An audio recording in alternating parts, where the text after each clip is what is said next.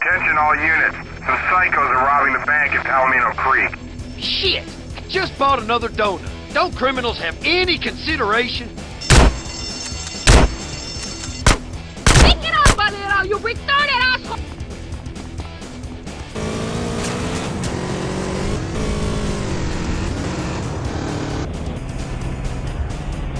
Okay, you know the drill with this. The Grand Theft Auto series comes out on the PS2 in October, then 6 or 7 months later it appears on the Xbox and PC.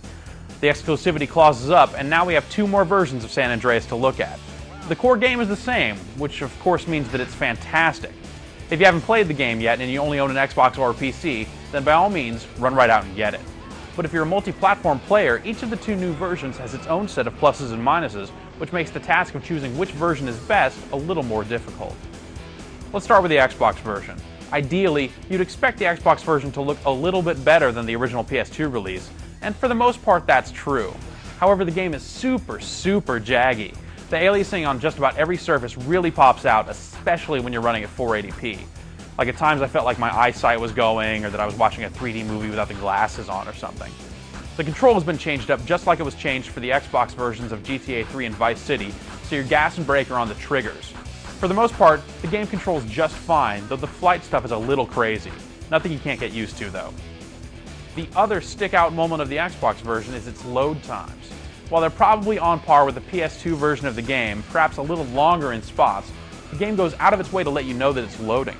The PS2 version just hit all the loading once you got into the game. Like when you go get a haircut, the barber covers Carl's head, and when he moves out of the way, the new hairstyle's loaded up, and it's like magic. Here, like a big black loading bar appears while it loads, the hairstyle. It's just weird. The PC version of the game doesn't have any of those loading issues. In fact, it's the fastest loading version of the game, which isn't really much of a surprise. Also, it has the potential to be the best looking edition because you have a lot of graphical options to play with. Running at a higher resolution is the obvious choice, and it supports several resolutions, including some for those with widescreen displays. There's a slider that you can move to turn up or reduce the draw distance. The GTA series is pretty notorious for having a lot of draw-in and fogging effects. You can all but eliminate that on the PC. You also have options for anti-aliasing, but at some point, you're going to need a gargantuan machine to run the game with everything turned all the way up. A system that meets the recommended system requirements should do just fine with most of the settings turned up a bit. While the graphics aren't really a problem, the audio is a bit of a different story. We played the game on a few different machines. One machine didn't have audio trouble at all. Lucky. The others did have some real crazy stuff going on. One test machine would simply lose all voice and sound effects from time to time. All you could hear is the music, and occasionally an engine noise would break through the silence too. The third machine, the fastest of them all, would start playing loud, crazy sound effects. Whenever you load a saved game, it sounded more like there was a helicopter trying to land inside Carl's head. If you drove away from the save point, the sound would eventually stop. The PC version lets you play with a dual analog controller if you're going for a console-style experience, but the game also plays just fine with a mouse and keyboard. With a mouse for aiming, you lose the lock-on abilities found in the gamepad control scheme, but considering it's stupid easy to line up headshot after headshot, the game's probably a little easier with the mouse. Driving with the keyboard, however, leaves a little bit to be desired.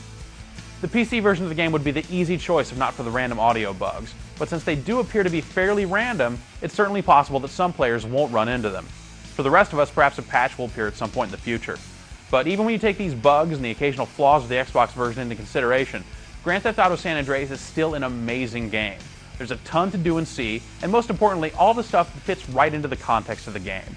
The dialogue's fantastic, the characters are memorable, and all in all, you should definitely play it.